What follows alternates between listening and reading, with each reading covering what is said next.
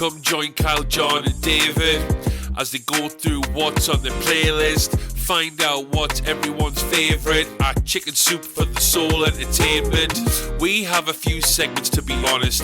In and out points, no celebs and the gossip. Back in time where we're talking about the big M's, coming attractions, what the cue. Quick checks, who'll be laughing? You abundantly. Welcome to Dual Redundancy. Yes, welcome to Dual Redundancy, the only podcast where you can hear all latest in television and entertainment news with two meals with exactly the same opinions. I'm one of those hosts, David Allen, and another one is John Berg, and a third one is Kyle Bridger. I would say that I am the Kendall to John's Shiv to Dave's Roman. Yes, We're the Roy children. We are the Roy children. Did any of us get the crown at the end of the day on Succession? We'll talk about it later. We won't spoil it yet, but we will spoil it. We will talk all about it. Two big series finales to talk about. Two fourth seasons. Two shows on HBO Max. So, excuse me, Max. I got to make sure I get the terms right. We will break down Succession and Barry tonight, but first, we have this segment. And John, I need your help. What is it? In and Out Points.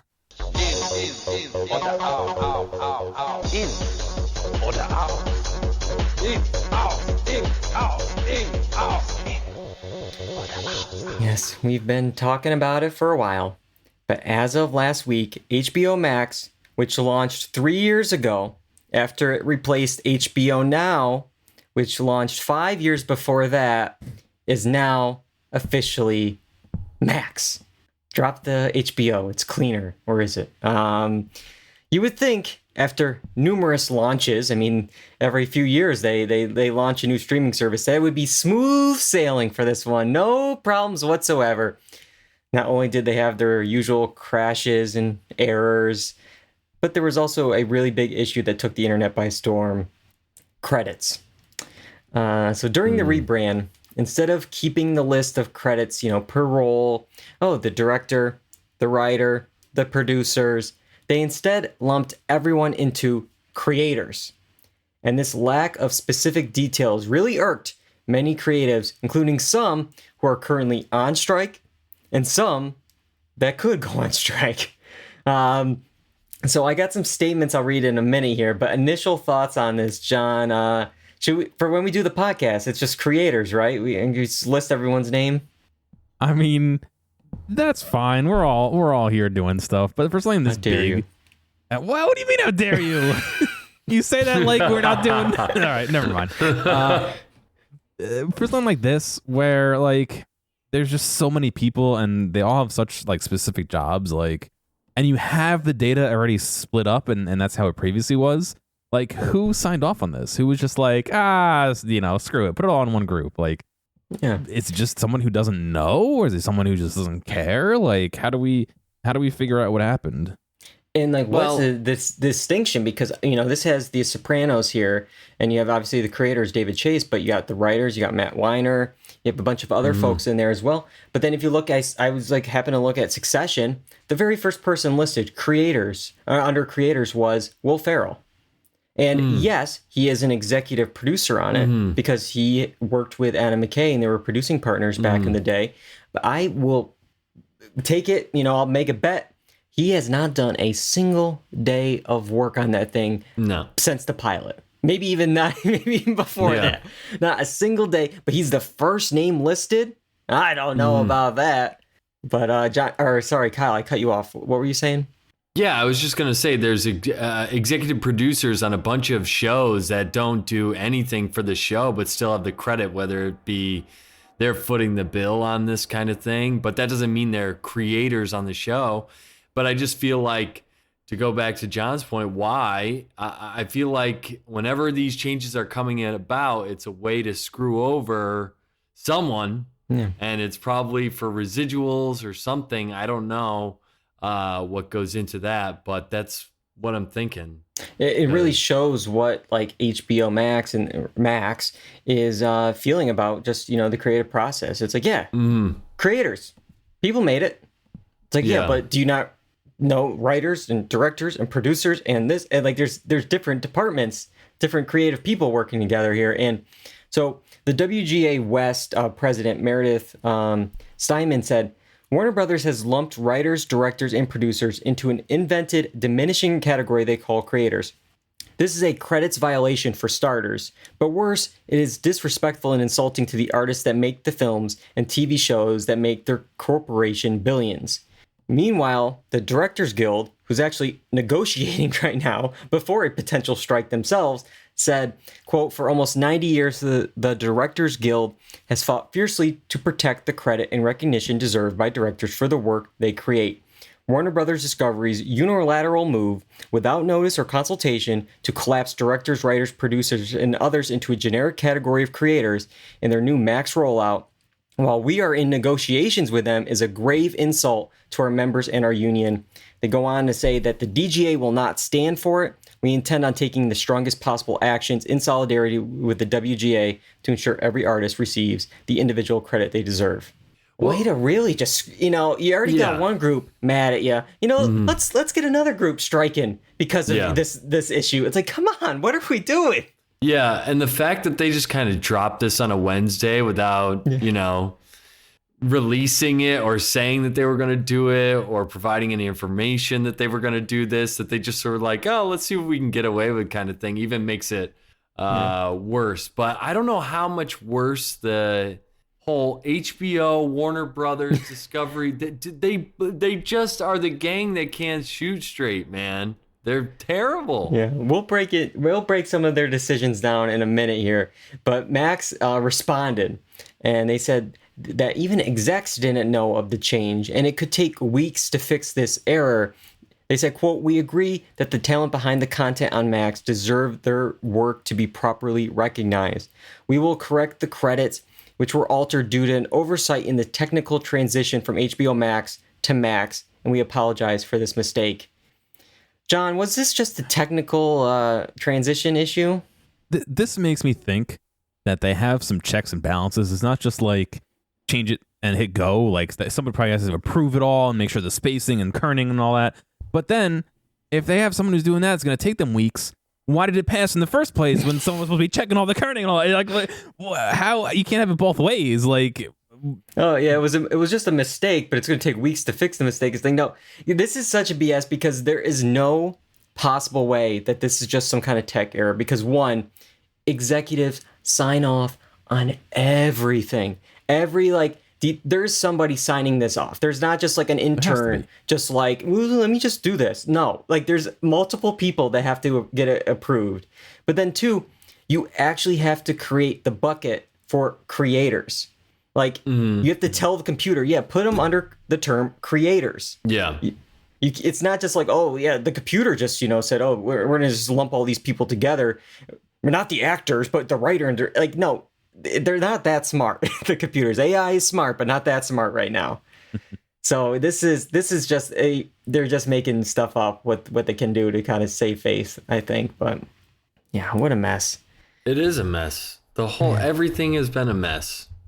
Yeah, and I mean, I guess it all goes back to just the name. I mean, some have said it was a move, to kind of change the mindset. I saw a quote, we're not just premium programming, but the home for everything. It's like, not only do we have steak, we also have cheeseburgers. It's like, okay, like, and first of all, this is just dumb. Like, to go from HBO Max to Max because they're worried that they're going to like kind of piss off, or maybe, oh, we want to get people that maybe just don't want good programming. They want just the garbage that you watch on TV. Like, okay, but they're just they were so worried that they're going to anger like the Discovery Plus fans and making them pay more. That they still have the standalone Discovery Plus app. They could get that for $6-7 because we were worried. Oh, we don't want them to be forced to pay for the premium content, $15 or whatever. But it's like, well, what about me? I'm an HBO Max fan that doesn't want the Discovery Plus stuff. Right now, it's the same price, but it's not going to stay that way. It's not going to stay that way. Of course, it's going to go up. So it's okay to piss me off, but you can't piss them off. It's like, any other thoughts on the name of Max? I mean, the whole thing is just so silly, and to just keep doing it again and again and again, you're rupturing a new coat of paint every 2 years. Yeah, it's just you're rupturing like a fan base that's sticking around because the content is there. Like HBO is the thing that makes me keep coming back, and going into the app now. Luckily, it has its own little area because it has changed a lot, like vastly different on the app. All the content they just added to this is not making me want it. It would just be what was already originally there and what they're already pumping out. And I will argue that for the general consumer that doesn't listen to podcasts or, maybe follows this as closely as we do, Max means nothing. Yeah. Max means nothing to them. Like, talk to your parents or, whoever, they're probably confused already with HBO Max. But I bet if you ask them, like, hey, where do you think you could watch like HBO content? HBO Max or Max? Well, I bet they would guess HBO Max. It's like, and then ask them what is on Max. Do you think they would automatically say, oh, Discovery Plus content for sure? Like, I don't think they could compute that. Like, it's just like 3 years ago, you intentionally used HBO in the name HBO Max to get people in because it's like, oh, well, if we say HBO Max, people will know. It's like, well, now we don't want them to know. It's like this weird back and forth switch. And not to mention, here's the thing that I think kind of went under the radar here. It is a transition. We went from HBO Max to Max, but it's actually a separate app. It's not the same app. I know. What are we doing? HBO Now became HBO Max. That automatically changed. But now we're going to make people buy and get another. What are we doing? Like, but the thing is I understand it because if you think of HBO Max as HBO, when you log into Max, it looks like a totally different thing. I've got like totally different shows. The vibe is so much different than what HBO Max was or HBO almost exclusive content was compared to Max and what they're trying to push out. So it makes sense if they're trying to do this total rebrand that it would be a separate identity because you don't want to be attached to HBO Max. If it like switched, like when HBO Now, I had that, and then one morning I woke up and it's like, oh, it's HBO Max. I didn't do anything. It just downloaded HBO Max for me. It changed, but like, now, if you go on like whatever on your desktop or whatever, you go to HBO Max, it says, oh, HBO Max is no more. Go download the Max app. It's like, you're making me do extra work. Like, it's like I get it. The only thing I'm saying is probably justifying it is because they want it to be its own entity outside of HBO now. But it's just like that why it's so silly is because the HBO content is what keeps people coming back. It is the thing that people know. Yeah, and well, I will say, like, it wants to be its own thing, but man, even just like the littlest details of the color, like for that color change to go from a very nice purple that stands out to blue is like, I think one of the dumbest decisions because it's like everything is blue. Every app is blue. Yeah. Amazon, Paramount Plus, Disney Plus. They're all blue. It's like, pick a different color at least, If you don't want purple anymore, do a different one. Because if you look in your sea of apps, it all just blends together now. Yeah. They're all just one big sea of blue. And I don't know. It's not just the internet that was mad, not just me. The stock market also dropped. I mean, after the presentation in April when they announced Max and all these changes, stock prices fell 6%. And, it's supposed to be the opposite. This is a good thing. No, they realized this and it led to memes like this meme in Succession. Like, there it is. That is HBO. That's what the name is worth. That drop, that 6% drop. It's like an interesting choice to launch it. I think when they did, because obviously it was a week before Succession, Barry finales. But I'm curious, like, why not before? Why not like at the beginning of the season to get people like more into it, because there's no real huge show coming out on the horizon. So there's The Idol, which is the soaring high on Rotten Tomatoes, if you look at those numbers. But House of the Dragon is shooting during the Writers Guild strike. We'll see how those scripts are that they can't touch during shooting. That's maybe coming out hopeful late 2024, maybe, if there's not another strike on the horizon. But The Last of Us, White Lotus, Euphoria, they're all at least 2025 at the earliest. So it's just like this weird, it's like what else you got? Max, Yeah. But I guess we'll wait and see. Maybe that's a part of the plan. You have no more Succession. We've turned to 100 billion hours grocery games. Yeah. Yeah. But they can blame the people who got lost in the translation from HBO Max to Max in their lull of content. And it's not our fault the name changed. We don't have anything pumping out right now. Yeah, this just sounds like a Nathan For You thing when like Kyle was like, the plan, get rid of our audience and completely destroy a streaming service. Yeah. All right. Well, we've talked about that for way too long. I already am worried that we're going to be going a little late tonight, but we got two big shows to talk about. In order to talk about them, let's go back. We're back, baby. Gotta get back in time. Succession, the series finale with Open Eyes. It aired last night, May 28th. Now, we discussed the premiere of season 4 and, of course, the Connor's wedding episode. Those were in episode 419 and 420 of the podcast. Tonight, for both these shows in each section, we are spoiling these shows. We're talking about the finale, so we're going to say everything that happened in the finale. So there's your warning. We follow the Roy siblings as they initially are in opposition of each other, attempting to whip votes for the Waystar Royco board members before the vote on Gojo's acquisition of the company. However, a last-minute change to the planned CEO for the firm post-acquisition shifts the Roy siblings' alliances. All right, so we got a lot to talk about. We'll start with the finale, and then we'll talk about the episodes we didn't get to this season. I want to first actually start with John. The last time we talked, John, you have not seen Succession. I had seen only the first episode twice. All of Succession. So what is your thoughts on the 4 seasons in a matter of 2 weeks here? I enjoyed it. I definitely think I would have enjoyed it more if I had watched one a week.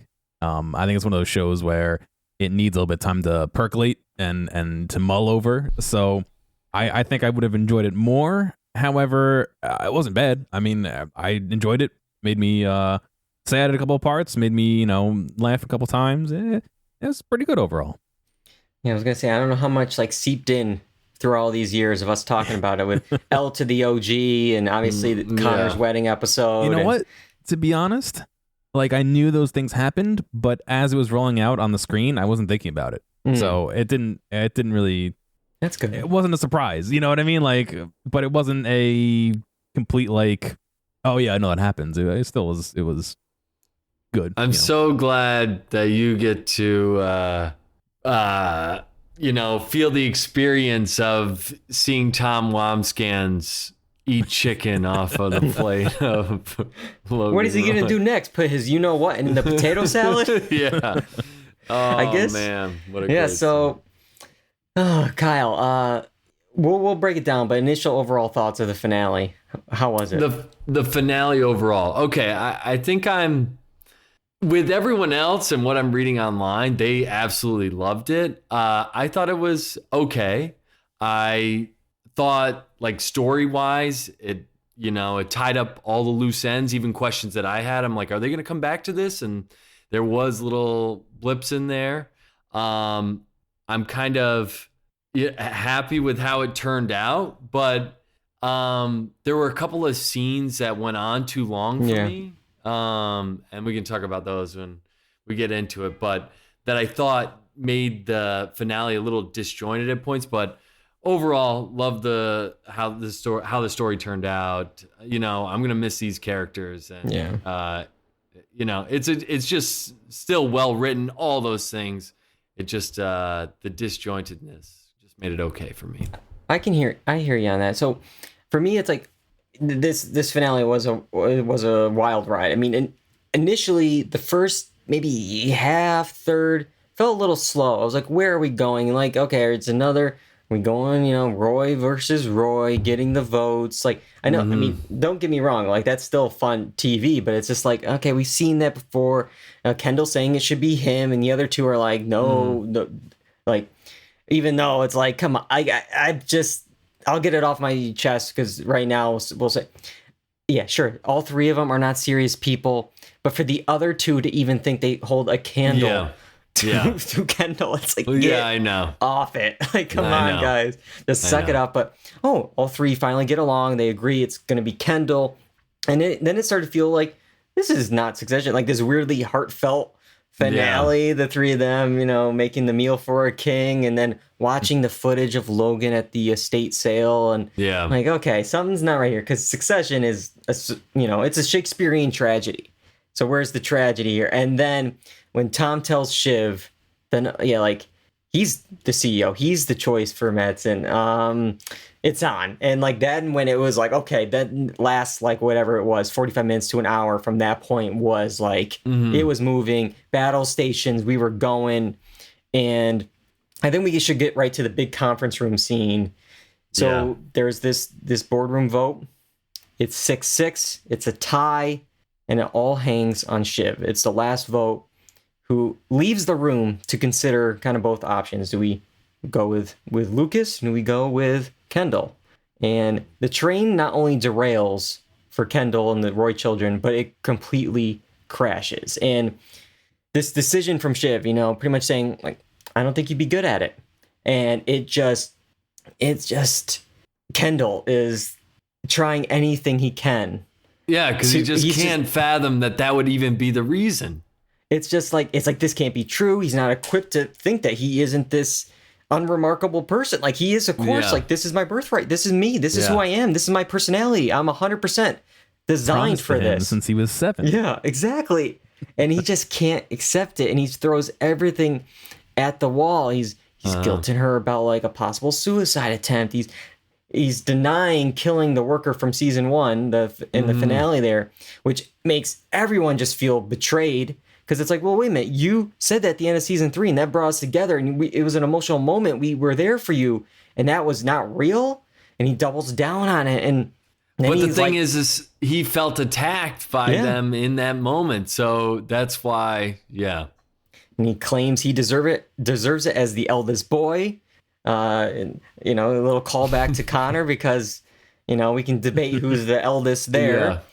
But then we get this like hit from Roman, and because it's like, well, no, Shiv is the real bloodline, because like, Logan never thought like your kids, Kendall, were legitimate, like, whether it's sperm donor situation, whatever it was, just, and there was a moment where I honestly thought Kendall was really about to kill Roman. Yeah, I did too. Like, his hands were in his eyes almost. It was. And it's just, and to see, we didn't really see it too much, but the rest of the building, looking through the glass of these 3 siblings literally just wrestling, yelling at each other, acting like children, when one of them could have been the CEO. It's just, But what do you think of, I mean, Shiv's decision, I guess, to go with Tom instead of with Kendall? See, we can say it, we can phrase it like that, going with Tom, but is it even that, like, or maybe it's going against Kendall? Like, that's what it is. It's so hard. And this was a thing that I saw being debated, is like, what is her motive for all this? And I think it's a little bit twofold. In she wants to get back at her brother, because she feels like she's always passed over in any situation. It's always been either Ken or Roman, and she feels like she's passed over. And I think it's also, she realizes that he wouldn't be good at the job, and maybe I should just cash out now, and I'll still be revolving around the power by getting back with Tom. And, anything could happen from there, because God knows what Tom's going to be like. But I mean, it's hilarious to me, the situation that she's in, considering how she was the one going around to the party being like, Tom sucks. You don't, or you don't want him. And now he's They running always- the company. Yeah, of course. They'll say that, and then 10 minutes later, that person's in charge. No, I'm with you. Of course, Yeah. I've always been with you. And it's like, I think it's, yeah, she gave up that it was ever going to be her. And it's like this choice. It's like, do I go with the doofus of a husband or my insufferable, inept brother? Like, which one, Yeah. pick my poison here. And I guess in the end, not only does she get the money from the buyout that she wanted to begin with, but also she, in a way, kind of gets the company, like in a little bit, in this weird situation it's like, okay, yeah, Tom, who's the father of my child, will probably look out for me and at least my family versus, who knows with Ken, what he ends up doing, if he becomes Logan 2.0. And I really felt like she was really like questioning it. She started to question it right before the board meeting, when I almost said Logan, but when Kendall sits behind Logan's desk, puts his feet up on the desk, and starts dealing with Stewie. And just, he's slipping in some homophobic remarks. He's just, saying, oh, can we get you a board seat? Can we do this? And we do that?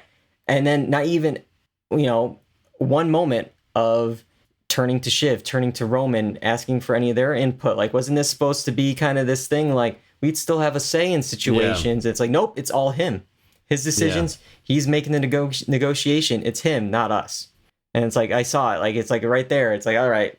But it's such like a petty thing but I mean, that's the world that they're living in. Like that ego trip could influence I saw this entire like lives. Reddit post, and it was just like, it's like obviously a joke, but it's like, why do any of these people even want to work? Like, if I had billions of dollars, I'd be like, all right, I'm good. I'll just be on the beach. I'll be on the board, make some board meetings, via Zoom, but I don't need to be there day to day with the emails. Like, leave me alone. But the deal goes through. Tom is the CEO. Ken is broken inside.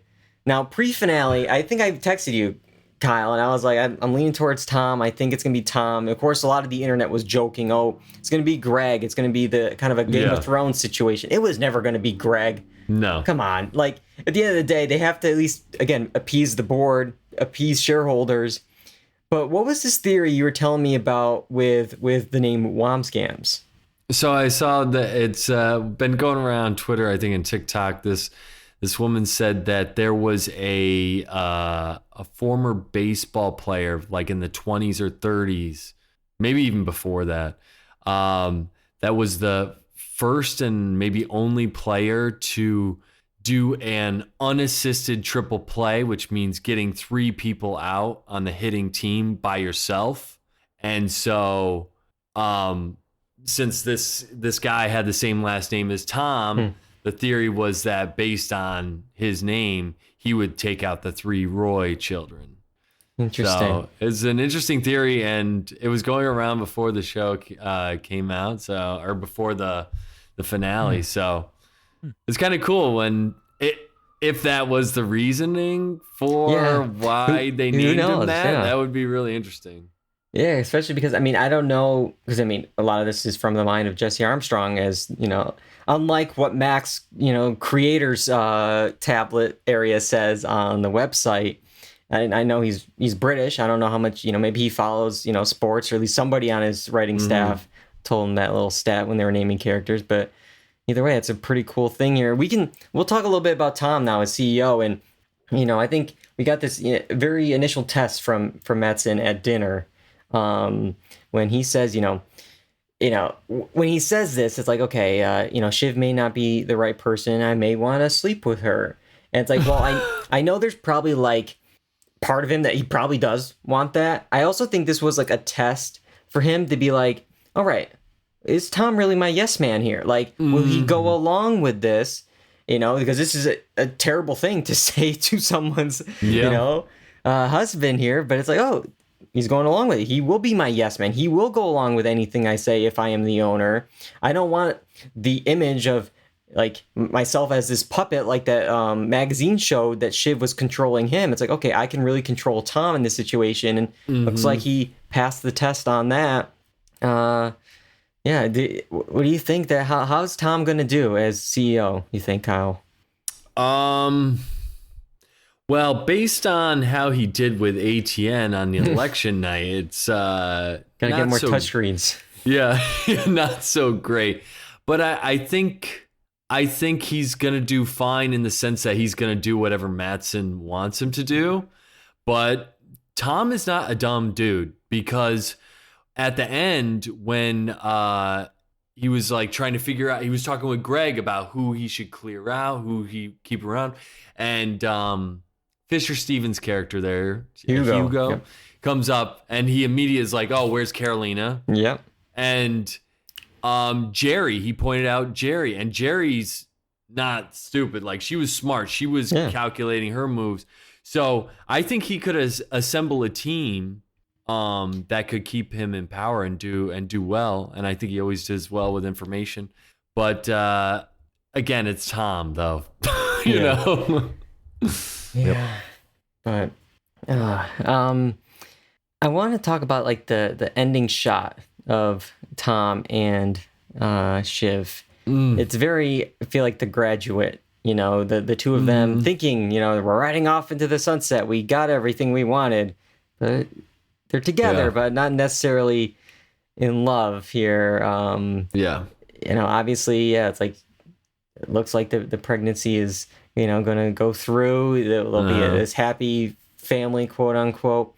I am curious, like, you know, because there's a lot of stuff we still don't know, like with possibly President-elect Mencken here. Now, there was a line, I can't remember if Shiv said it, where it's like, oh, like there's talk that, you know, I think, was it Wisconsin, maybe, you know, getting more Democratic or something. Like maybe when everything settles, it'll go that way. He won't have the presidency. I wonder what that could cause for, you know, ATN and Waystar Royco with a Democrat in the White House. But while they may not be in love, we know who's still in love: Tom and Greg. Things got heated for a little bit there when Tom thinks Greg told the family everything, when really he just said that Shiv was not going to be the CEO. But he puts the claim sticker on him, and he's going to join him on Waystar Royco 2.0 here. John, what did you think of this relationship throughout the 4 seasons of these two, the disgusting brothers? Yeah, I think it provided some good comic relief. I mean, the topics they were discussing weren't always nice, but they were usually humorous. So I kind of liked it. It was a nice, interesting pairing. I really liked Greg's adversity to speaking in plain speak, and would always try and like make everything he said sound fancy. I thought that was funny that every time he spoke, he was just trying to think of like the longest words in the thesaurus to sprinkle into his text. But the best is when he asked for a drink at Logan's, and Logan says, "Can we get Greg some Coca-Cola?" It's just like, you know, so loud. Like, that was a terrible pronunciation of it. But yeah, that, and like, we here for you, and like that whole exchange. There's so many great moments between those two. But well, a lot of people were up. Some people were definitely down, and Kendall, I'm worried about him. Honestly, oh my God. I honestly thought he was about to jump at the end in the water. Supposedly, they shot a take where, of course, you know, Jeremy Strong like was about to like jump over, and then like the actor playing his bodyguard there like kind of pulled him aside, and they ended up going with a different take here. But man, it's just everything he's lived for gone in an instant. Well, and I mean, he's getting paid handsomely for it, but it's not. There's not like it's the back title, to zero. he wants the but, job. I mean, yeah, I'm sure he doesn't care about the money.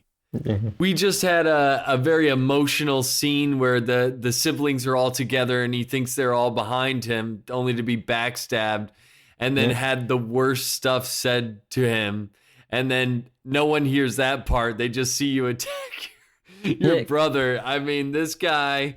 Because it's also like the second time in like 2 years or 3 years or whatever it's been with the show where a vote's being called and he thinks he has it and he doesn't have it. And not to mention all of the past like drug abuse he's had that is well known in the industry. It's like, this guy is a pariah. It's going to take him years to reestablish an image that he already had to do like CPR on, you know? Yeah, I also remember this. Can we talk about how funny it was though when he goes into the elevator completely distraught, and there was like some random guy that went in with him? Yeah. Like that's Yeah. just like perfect, like off Yeah. this like politics of like, yeah, like dude, this is not the time. Like Yeah. take the next one. Like let him have this moment. Yeah. But yeah, I was, he's of course in front of the water here, and water is just like so symbolic with him just throughout the whole series. The ending of season 1, obviously, with what happened. He's in the bathtub at the start of season 3. He's nearly dying in the pool before the season 3 finale.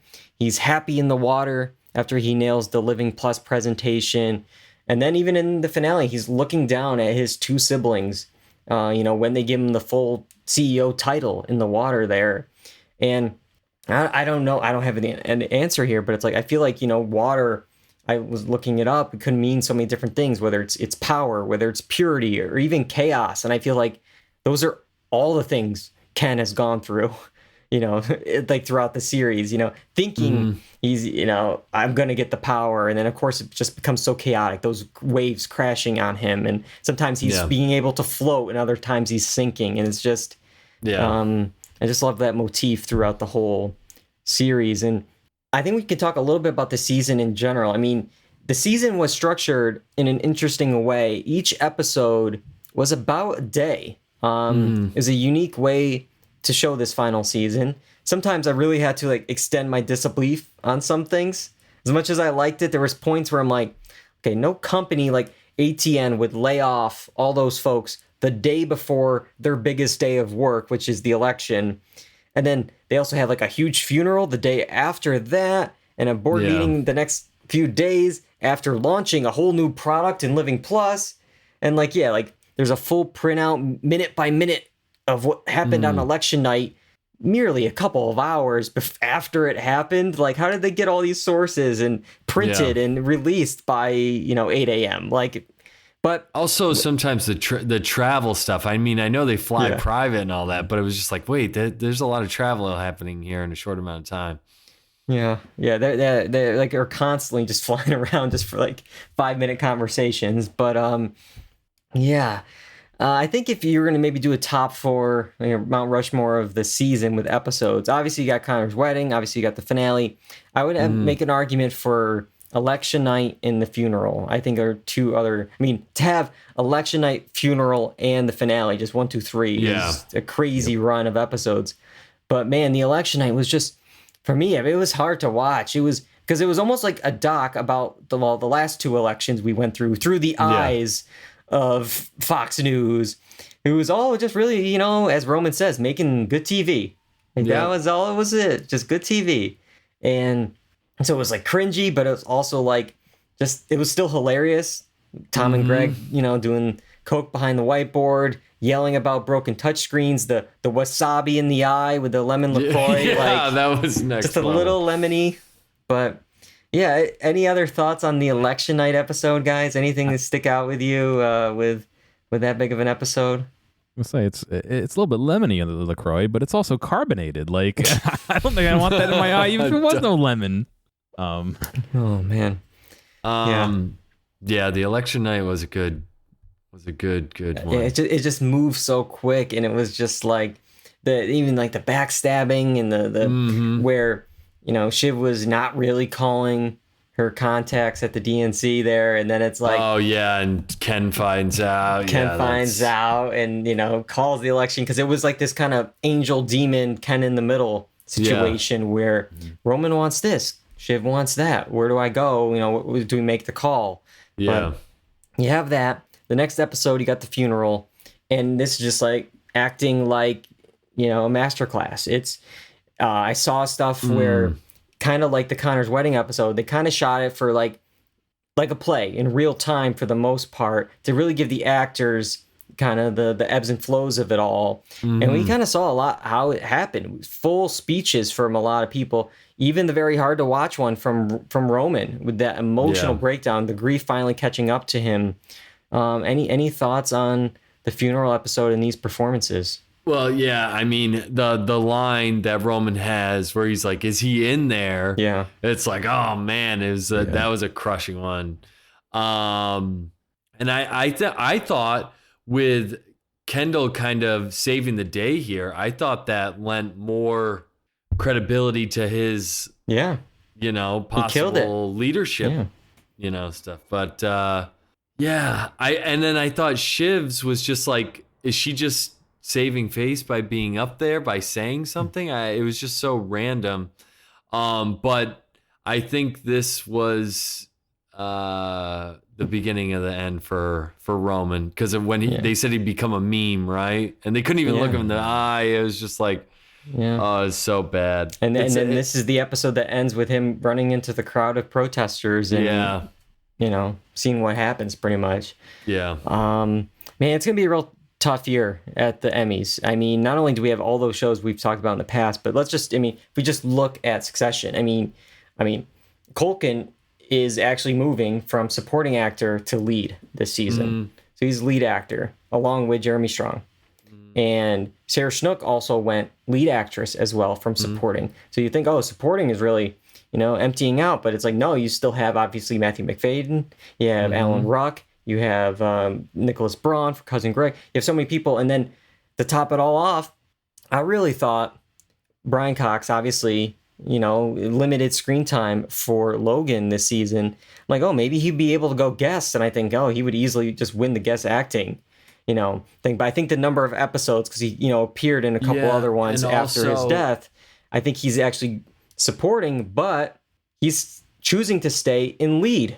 So you now have Culkin, Strong, and Cox all in lead actor, possibly, all going against each other. Yeah, and also isn't he credited as a series regular? So he couldn't be a guest star as a series regular. I don't think it's tough, because I feel like I guess spoiler for Better Call Saul, with how they broke down the season, there's one or two actors that are only in the first half of season 6B that I think are eligible for supporting, are eligible for guest actor, even though you would think there would more actually be supporting actors, but that's a whole other thing. Just it's all numbers. It's all confusing, but I just think that is just it's gonna be a bloodbath in that category. Either way, just among Succession people, it's gonna be tough, because Matthew McFadden was great. Yeah, especially with him and the scene with Siobhan on the ledge. Both of them to have, so. Yeah, and we're talking about that scene. That's when it's dropped, or actually, it's excuse me. Tom says that you would be a terrible mother. That's before he knows that she's pregnant. That's actually before the writers and directors kind of knew too, because they were kind of flying by the seat of their pants here with it, because it was added in after the fact, it seems, because in episode 7, when they have their big fight, the episode 4 scene where she finds out wasn't written yet. So it's this weird thing. I don't know if it's maybe because they added after, when you saw on the red carpet, Sarah Snook was actually pregnant in real life. And I definitely, at least how I was watching it, even though this takes place over 10 episodes, it was clear in the finale, just with what she was wearing, and just, it was okay. She was already showing signs there, even though her character wouldn't. It was funny though, because I feel like at the funeral, her mom sees her, and again, hasn't seen her forever, at this point would not be showing, but it's you're pregnant, just instantly. And that's just a mom thing. But even Mattson was saying it too. It's you saw her 2 days ago and you didn't know, and all of a sudden you're seeing it now, the episode after she tells people. It's a little confusing, but yeah, I think it just goes to show the show kind of going with the improv style of it a bit, because there's a lot of the best bits I feel came from those free takes that they would do, where it's the whole Roman and Jerry relationship was based on that. They didn't know this connection that they would have, but then they started fooling around and joking around, and that became a thing after Roman is technically married and with kids in the pilot. I know. So there's always threads that don't completely connect with Succession. There's a lot of things that maybe they'll start, but then they don't completely finish. But with that being said, I'm still all in on this show. This show is one of the all-time shows. The acting, the directing, the writing, everything is just top notch. And I think all three of us would agree. Even John, who saw it in 2 weeks. It's well good worth a watch. Yeah. So any final Oh, sorry to cut you off, but any No, I was just gonna final say thoughts? it is just so good. The writing and the performances are just so great. But gonna yeah, miss so it. many memorable scenes. Just the Greg and Tom, the relationships. I mean, I don't know. Yeah. Just it's gonna be tough. It's gonna be tough. I'm gonna I'm miss really it. gonna miss this. I'm really gonna miss this show. I might have to be. I recently did a rewatch to get ready for season 4. It might be. I don't know. I might be watching it again soon. Here's the question: do you like it better than Breaking Bad? Oh, I mean, I can't. I think it's still Breaking Bad. I think that's maybe one of my first loves. It's just Yeah. you can't. You gotta. I think. I mean, we said it on the podcast. You can listen back to the archives. Season 1, episode 1, when we talked about this. We didn't Yeah. like it. Yeah. It took us a while. I think season 2 was when we actually we gave it our shot. Yeah. We came back and we went all in on it. So it's like I'm curious, like watching it back. Will season 1 still connect? Will it feel like a different Yeah. show? I do want to watch it back just to see, now that I know more about the characters, see more of the intricacies of the writing. Yeah. All right, we still got one more show to talk about. Another series finale, another 4th season finale, and that's Barry. Wow, that was the name of the episode. 528. We discussed the first half of the season in episode 422. So we'll talk about the finale, and maybe we'll jump around in some of the half season we didn't get a chance to talk about. But it all comes to a close as we see who ultimately dies, is put behind bars, or has a movie made about their life in this final episode here. Let's start off with John. John, what did you think of the finale of Barry? Mixed feelings. I think overall I enjoyed it, but I'm not sure if I enjoyed what happened to each character. I can't really think of what I would want to happen to each one, but at the same time, like, it felt a little anticlimactic, even though there was definitely a climax point. But yeah, I don't know. Thinking back hear to ya. previous seasons, we ended a season and we were like, oh man, we ended this season. I'm like, oh, okay, the story's over. You know, I just, it's not hear ya. bad, but it's not punching, you know? I feel like there was a lot to cram in with this final season, especially in this final half season. In this final episode, there was a lot to do. Some of it at points felt rushed, and yeah, leading up to the finale, my fiance asked me, "Is like, oh, like, what do you want to happen? Like, who do you want to have?" I'm like, I don't know. That's what you were saying. Like, I don't know what I want, but like, yeah, every season would end with like, oh my god, how are they gonna get out of this? Or oh my god, what situation that they're in? This is such a cliffhanger. This is a moment, and then I feel like a lot of things wrapped up with this, and I'm not sure how it's sitting with me. And But I think for me, that time jump is really what, Yeah. and we're going to discuss it, but that We'll time jump definitely is what will. really threw everything into, it's not chaos, but like it really changed my expectations and what I wanted to happen, and some of it good and some of it maybe not so good. But yeah, it felt a little weird. Yeah, it took like a detour. It took us off this main road we were on for 3.5 seasons. Yeah, I mean, with that being said, there's still a lot that I liked about it, especially also just the series in general. But before we get there, Kyle, your thoughts on the finale of Barry? I enjoyed the finale. I mean, I'm like you. I didn't know where I saw the story going. Not really sure I wanted it in any particular way. I think I enjoyed, especially the directing of the finale. Some of the scenes, how they were shot, especially the scene where NoHo Hank dies, was really well shot. But I will say, liking how the finale was, I wasn't happy with the build up to it, with Yeah. the time jump, and then we're Yeah. spending so much time away from what was happening, and then I felt like they tried to fast forward through parts, and so the back half of the season got a little bit wonky. But I think being back in LA, we're getting all these characters, back in the same playing field, and that's when action happens again. So in that sense, I liked it. And the Fuchs-Berry thing made sense to me. Yeah. I thought Gene always had a potential to kill Barry, so that made sense to me as well. And I Well, just yeah, he's a criminal and Barry's a war hero. We'll get to that as well. Yeah. But the other thing with like NoHo Hank, he's such an interesting character, but I felt at times it was like up and down with what to do with him, kind of sometimes. So I don't know.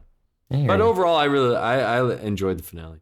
Yeah, I mean there was a lot to cram in, and we end episode 7 with Hank, calling Barry, telling him he has Sally, he has his son. Let's move here, like let's go. And the episode picks up quick, and we go right up. Hank is now calling Fuchs, saying, "Hey, I can give you Barry. It's like a little peace offering. We don't have to fight anymore. I'll give you Barry. Come here as well." So everyone's supposed to be coming to the NoHo Hank's office here. And once Fuchs sees Barry's kid, I feel like a whole new deal, a whole new thing happens. And it's like, he's like, okay, just new deal, admit it. You killed Cristobal. Just say it and I'll be fine. We'll move on. Like, that's it. And Hank can't do it. And I saw this one initial theory on Reddit where it's like, the week before, it's like, oh, he did this at the dinner scene because he's actually like an undercover informant, like maybe with a wire. That's how he got out of prison, to get this information or whatever. That wasn't the case. He just wants that, for Hank to admit it, and it was still too raw, still too emotional, and we get this shootout, and it's just like, because again, you're like, oh, how's Barry gonna get out of this? It's like Barry's not gonna have to get out of this because they're all gonna shoot each other. Yeah. And yeah, they're pretty much all dead except for Sally, Barry's son, and Fuchs, who jumped over to protect Barry's son. Any thoughts on that decision there, John, for Fuchs to save Barry's son and get out of this alive here? I mean, I guess it makes sense if you think about Fuchs and the change he went through seeing Barry's son. I was a tiny bit off topic. Is this Barry's biological son? Do we know? He is pretty old for 8 years time jump here. Yeah, I'm not sure. I don't know if we ever really. There's nothing really that would throw it into doubt, but I don't know. It just always seemed weird. But because it could be Sally. I mean, it is Sally's, but I don't know how Sally would have time, and in those 8 years, that time jump because again, that kid looks, I don't know, 10, 12 years old at least. Yeah. But I mean, yeah, it makes sense that maybe Fuchs would have a change of heart, and with what Barry and him have been through, want to, protect Barry's kid and get him out alive. So yeah, and we get the moment when Barry arrives. First, he hilariously gets guns again from the supermarket there, and he sees Fuchs, and the kid comes running up to him, hugs Barry. And Fuchs runs back off into the darkness. And yeah, it's this moment that we've been kind of seeing in, season 4, that Fuchs, met Barry at a young age, corrupted him into this killing machine monster, and sees this with his son there. And it's like, too pure. I don't want to do this again. This is kind of like peace offering. He's yours. I'll run away. This is it. Leave me alone kind of thing. Any thoughts on that decision from Fuchs there, Kyle? No, it made sense to me, and especially with the monologue that he gave to, I think it was NoHo Hank, about realizing who he was, and I'm guessing that he tried to be this egomaniacal person through Barry, and I think maybe he was just like, I'm done doing that, and I'm gonna actually be true to myself, and this is a peace offering to Barry. Yeah. So Barry, Sally, and the son are all reunited, but then in the middle of the night, just like the famous relationship that we heard that she experienced earlier, she leaves in the middle of the night, leaves this abusive man, and Barry thinks she went to Jean and is going off to find her at Jean's. And this is where we slightly lose me in a bit with this finale, where it looks like Jean is about to commit suicide. Everyone thinks he killed Janice. Everyone on the internet, he even has lost his son. It's just, and I like the moment where Barry's ready to turn himself in, and he's saying this to Jean's agent who's in the house, and you hear this gunshot where you initially think that was Jean in the bedroom doing it before this moment, but instead, no, it was actually Jean shooting Barry. And before Barry can say more than, oh, wow, there's another shot to the head, and we cut to black. And at first, I really thought that we were getting the Sopranos ending. I thought that was going to be it. I really thought, like, okay, Barry's done. So the show called Barry, that's it. And I guess the question is, John, would you have been okay with that ending? I think so. Not that whatever was after the credits was not good, but like I said before, that was kind of like the climax of the episode, and it felt like it kind of came down after that. Even though I kind of enjoyed seeing the little parody that they did at the end, but I don't know. I'm mixed on it. Yeah. I can't decide. I definitely hear you, and I feel like I was going back and forth on it. I'm leaning, as of this taping, that would have been a pretty cool ending. Sure, yeah, the Sopranos comparisons would have been there, but I think like the show that we were talking about earlier, John, where it's like an episode would end and like literally Barry yelled, "What?" And like that was like what, like yeah, like what happened? Like that is like the show. I feel like having that like jolt of that theme song of like that was the show. I feel like instead of like the next time jump, which we'll talk about in a minute. But Kyle, would you be okay with the Sopranos 2.0 here? Yeah, I mean, I think it could have worked. I don't think you necessarily needed the stuff at the end, but I really enjoyed the stuff at the end because it was like a commentary on the field that both Barry and Gene wanted to be like a part of, and Hollywood and all that. But I think it would have worked if that was the ending. Yeah. So yeah, and you mentioned that, and we'll talk about the mask collector, but we jump in time again, and Sally is now a drama teacher at a school, and the son is grown up a bit here, and he goes off to a friend's house to watch the movie that they've been teasing in the second half about Barry, and it's all distorted. It's Barry is the hero now. He's buried in Arlington with full honors. Meanwhile, Gene was the corrupt one. He's in prison for both murders, Janice and of Barry. He's an evil British man now.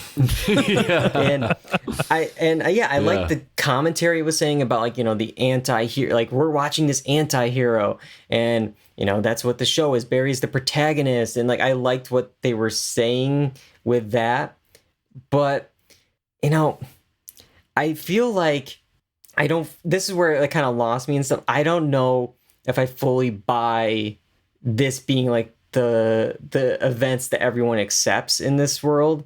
They had enough, at least at first, at the beginning of the season, to put Barry away. And, I'm not sure like what Barry said in his like plea deal to get out with witness protection. Maybe he even said more incriminating stuff. I would assume so. But he's definitely said incriminating stuff. So for full honors, it's like, okay. And then, it goes back a little bit, even like Jim caught Barry in episode 6 and, didn't feel like, oh, he just like kind of let him escape. Like he didn't have him really tied up all that well. And this guy was this person that he was like ready to just kill right there, right then and there. But instead he's going to do this interrogation. And it's like, no, like I got to do this other thing. Let me, come back in a few hours and check in on Barry. And so it just confused me that it just seemed like, Gene like didn't talk to his son like for these 8 years, when he was in hiding. It's like, no, like he accidentally shot him. He ran upstairs. He would go talk to his son. He would go to the hospital to talk about this. Like, I just don't buy that as a character trait from Gene. So there was a lot of stuff with that where I don't fully buy it. Am I? No, I agree. And I think a part of that is going with the time jumps is because we need to get everything happening, quickly, and some things might get lost in the sauce there. Yeah, and that leads into this theory about the time jump that I think I might have told you about, Kyle, where there's this theory about like kind of it was all going to be fake, because after the bag is removed over Barry's head in Jim's garage, to me and a lot of people online, he looked like visibly younger. You're not seeing the Clark years. He's kind of clean shaven, so it's like he's wearing a different outfit. It's like, so did Jim really, clean him up a bit, put him in a new outfit, shave him, like do all this stuff? Or was the Clark years not real and that was all in like his head? Because when Jim does his interrogations, they kind of get little wild because Jim broke a Vanity Fair reporter who now speaks German. So like, who knows what Barry would think about in his head. Yeah. But thankfully that wasn't the case. It wasn't some kind of this bait and switch, because I feel like it'd be one thing if it was an episode or maybe a scene of a bait and switch, but you can't do 2, 3, 4 episodes of that, especially when the season is only 8 episodes. Yeah. So with that scene, one of the scenes in the wherever they were, Oklahoma or Nebraska or wherever, who was attacking Sally and the boy? Like, do we ever figure that out, or was it just in their mind because she was drunk? I was confused by that a little bit. I'm definitely confused too, and I think this is another reason where if that fake time jump theory like was real, this would not make sense, because we're seeing this all from like Sally's point of view, and it's also distorted here because this man is all in black, and there's like a point where it looks like he's in the room, but then she closes the door, which looks like at first he would be in the room, but instead he's actually hit by the door. It's like everything's like off. And then we see like this truck slamming into the house, which is like pushing it around. And I heard somewhere that the audio possibly could be from the attack she experienced in season 3. So like, there's a lot of like, because she's throughout the season here saw the person that she ended up killing, one of the biker guys that came to kill her, seeing that face throughout the season, whether it's behind one of the seats at the airport or as one of the cops when she's in Los Angeles. So she's haunted by that. I don't know what the answer is with this. Is it, I don't think it is, but like the only person I feel like she really ever wronged was the a-hole at the diner that she worked at, that she, was choking a few days before, because before Barry left, he also got a knock on the door, and it's like, he just stood out there for so long. And do we ever find out who that was, or was it supposed to be this person? So there's a lot of questions left over. Yeah. But, so I know, John, is there anything else you want to talk about with the time jump? Because I know when we last talked on the podcast, we weren't sure if it was real. It was that mid-season point where, is this even a real thing? But we ended up spending, 4 episodes in this 8 years later world. I just don't know. I just don't know if the effort to do the time jump paid off for me. How different would this be if there was no time jump and it happened 2 months after Barry broke out and he wanted to go back and get rid of Gene because Gene was talking about a movie or whatever? Like, I just don't know what the time jump really got us besides the sun. I think that's the sun. That's the only thing. That's the only thing that really, in my opinion, that we really gained. So I don't know if that really paid off for me. Like I said earlier, I enjoyed it, but I don't think it was as punchy as some of the other seasons. And I kind of feel like the time jump was why, but I don't know. Yeah. It's almost like the first 4 episodes of the season were like a little extra season 3. And then this would have been the season 4 premiere, but we only got like 2 hours of it, because it's 4 episodes, 30 minutes. So it feels a little like, oh, that's it. And it was, I think it's really just to get the sun to have a reason for, Barry to really want, to save him, and for Fuchs to save him, and for that whole thing. It's like, I think that was a lot of what we gained from it, but I don't know if it was worth the entire squeeze, if that makes sense. But still some hilarious moments though in this second half. The whole Fast and the Furious runner, when they were like talking about with the Ravens crew, it's like, pretty much, like how do we, when these guys attack, like what are we, the women here, what are we going to do? Oh, we're going to take them out and do all this stuff. It's like, oh, what is it going to be like, Fast and Furious? And like that whole just derailment was just hilarious. Barry podcast hopping to find the one that gives him the okay to commit murder with Bill Burr, as one of the hosts. And the idea that was really funny to me was the idea that Daniel Day-Lewis was good to play Gene in the movie. Yeah. And Gene initially thinking that it was Tony Danza trying to F with him. But then I saw this post, because this is real. So Daniel Day-Lewis hasn't been seen for a few years, out and about. But he finally appeared. He was photographed, a week before the finale here. And he had this whole new look to him. And it looked just like, Gene. It looked like Gene's long hair post time jump.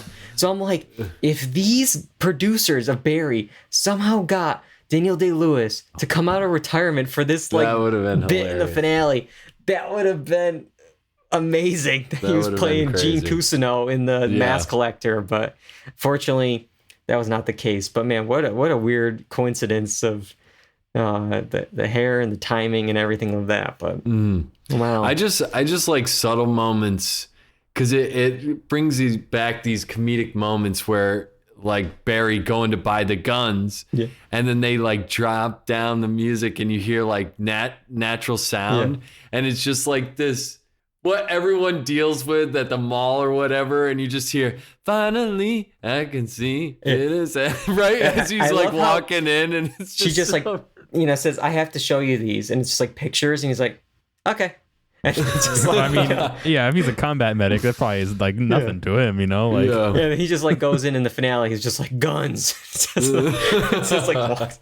And it's just like and then he got in the car with him on his back. Like, you I think know. someone who's been in the situation where you'd have that, you would like Yeah. think twice about I definitely that? But feel like there's like maybe it's just me. I feel like Barry season 1 was maybe like this level of intelligence, but by season 4, it was like almost like the Simpsons, Homer Simpson effect, where it's just like he's just getting Yeah. progressively dumber like, throughout the series. But oh man, so yeah, as much as it's dark, it still had some great comedic bits. It still is a well-produced show. The directing is some top-notch stuff. Definitely, I'm glad, with everything that went down, but I think just overall this finale, I think this is, maybe the second half of season 4 isn't their strongest stuff when compared to the body of work of the previous 3.5 seasons, but Yeah. Still a great show. still a great show. 2 great shows tonight. Hopefully this was a third, this podcast tonight. Hopefully. Talking about Succession, Barry, Max, and man, we have a lot coming up in June. I mean, we're going to be off next week, but we're going to be back June 12th. And during that time, we would have the series premiere of the much buzzed show, maybe even for all the wrong reasons, The Idol on HBO and on Max. And we also have the return of I Think You Should Leave and Always Sunny, plus possibly the series finale of Ted Lasso. Maybe. I don't know. Could be. We'll try to talk about it if it is. You can find those episodes on YouTube, Apple Podcasts, Spotify, the blog, doordonancy.com. We are live Mondays on Twitch, twitch.tv/doordonancy. And make sure you're following us on social media, Twitter, Instagram, and on TikTok. Quick shout out for TikTok.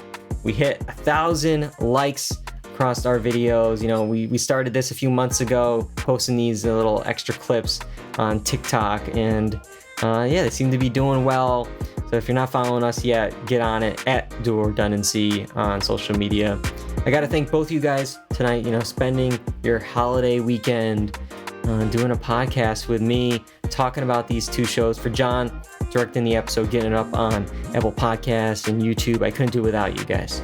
sure. Yep. You can put me under the creators label. Yeah, okay. I don't think so. I just want overtime for working on a holiday.